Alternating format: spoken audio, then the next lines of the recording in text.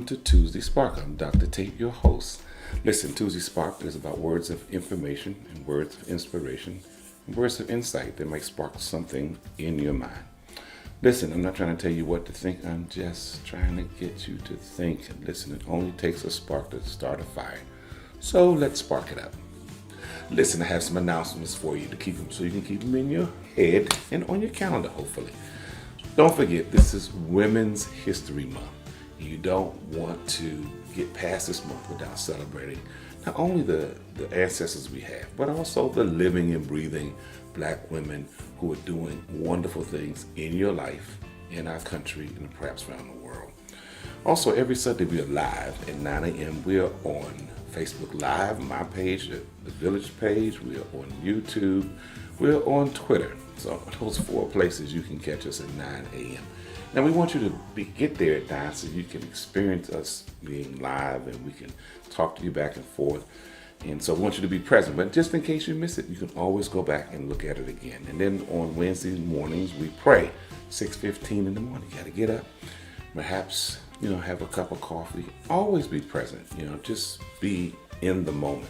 It's 15 minutes that we pray. And then Bible study is at 7:30 on Wednesday nights. We are going through this series of teaching Esther, who is a marvelous character, but also the other characters within the book of Esther, particularly Vashti and Mordecai.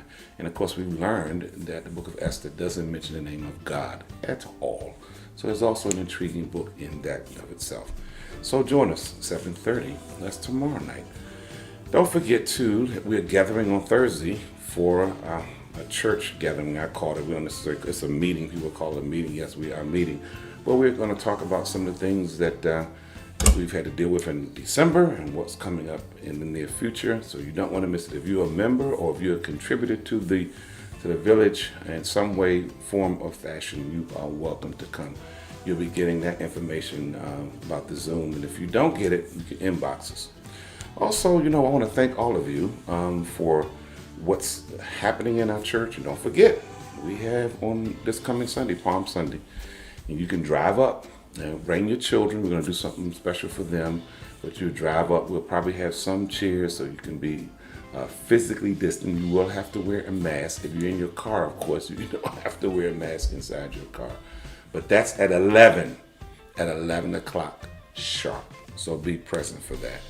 And Easter's right around the corner, April the 4th. Wow, what time it is. It seems like Easter is like coming here so quickly. So don't forget it. Also, I just want to thank all of you for your support of the ministry through your giving or through your prayers or through all other means that you do, just encouragement. But those of you who give, I want to thank you. And you can also give tonight through Givelify or through the Cash App, and you can support our ministry. Remember, the village is in the business of touching lives. It's not about the brick and mortar. The village is in the business of really doing ministry where it really counts. So thank you for your continued support. So listen, tonight, I really want to talk to you about something that's probably you don't often think about, but pretending not to know. You ever pretended not to know something, like as if it didn't exist? And you know it happened, but you pretended, well, I really don't know anything about that.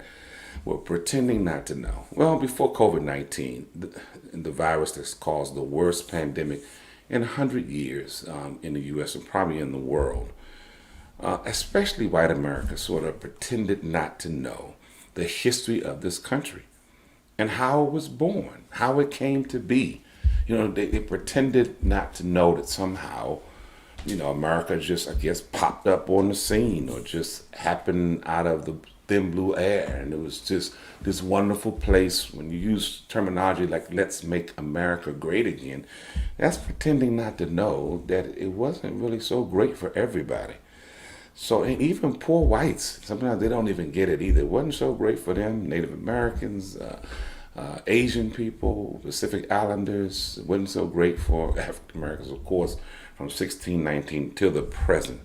And perhaps some African Americans too pretended not to know, because some of them want to start their history of 1776 as if that's going to make life any better. So you think about it, pretending not to know that racist oppression had been sown in the very fabric of this nation that claims, while saying the Pledge of Allegiance to the flag of the United States of America at school while I was growing up, or some folks, they do it in church, and somehow never making the connection of the last words of that pledge with how things really are. The last words of that pledge says, with liberty and justice for all. And I know you remember that, saying that in school. You come to the end and say, with liberty and justice for all, with your right hand over your heart. And how untrue that was for persons like you, perhaps, and like me. I can testify that liberty, with liberty and justice for all, I wonder what they all was. So it wasn't inclusive of black folks, that's for sure.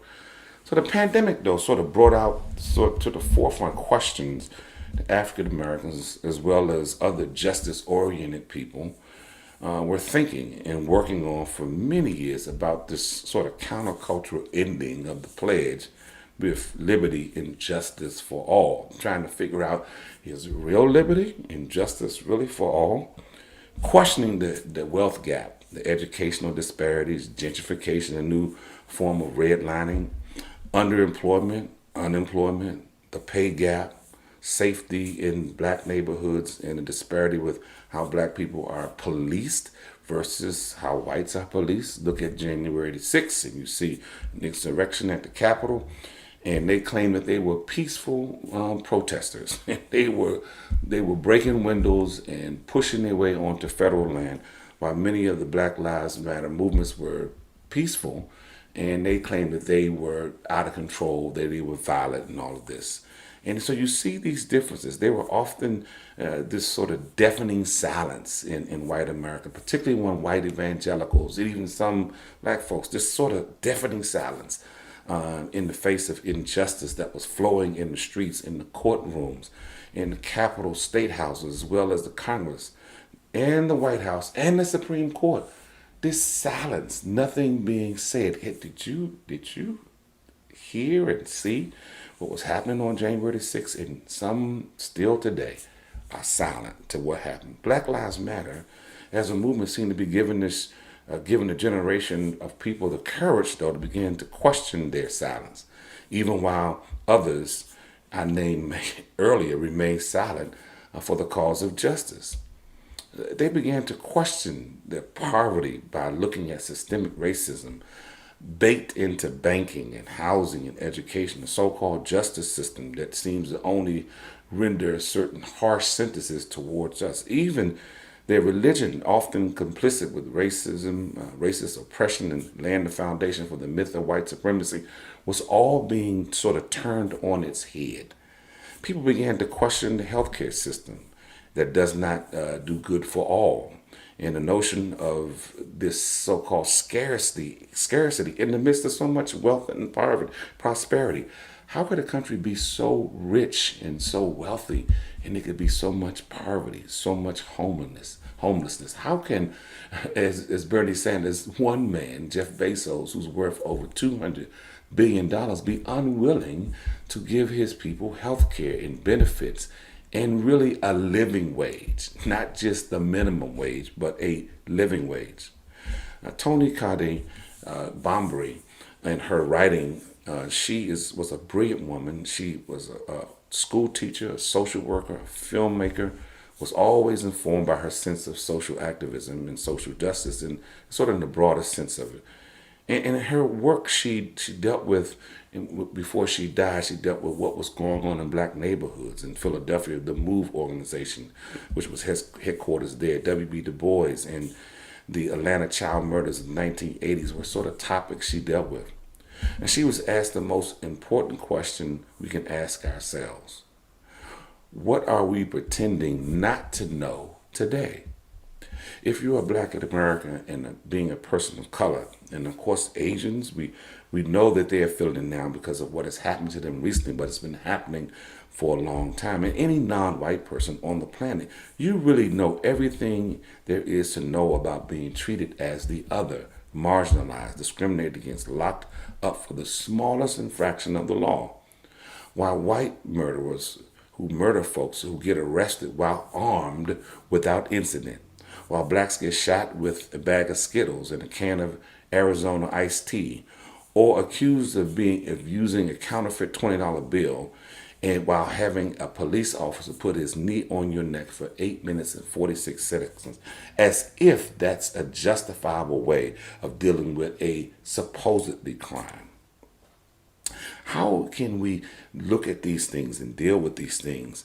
And even today, you read about a young white male who goes to these massage parlors and kills 8 people, 6 of them perhaps are Asian. And of course, he was a good church-going white guy. And the excuse for his killing spree by the police said he was having a bad day. Can you imagine that? Or he has a sexual mental problem while never mentioning the victims' names as if they really don't exist.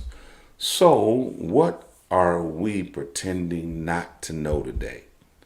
And if we are coming to grips with this knowledge, it must mean that either we are scared or we are pretending to be stupid. You cannot go on pretending not to know the history of this country and please stop saying, I don't see color. Because I don't want to be erased. And I refuse for you to see me other than who I am. I'm a black man. I want you to see me in all of my beauty and all of my blackness. What I don't want you to do is to discriminate against me or to devalue me because of the covering of my shell, my skin. So stop pretending not to know that you are a privileged white person, saying I worked hard for what I have achieved, as if black folks and other people have not worked hard as well. But sometimes we can work twice or 3 times as hard and still not get the breaks that you get. So what are we pretending not to know?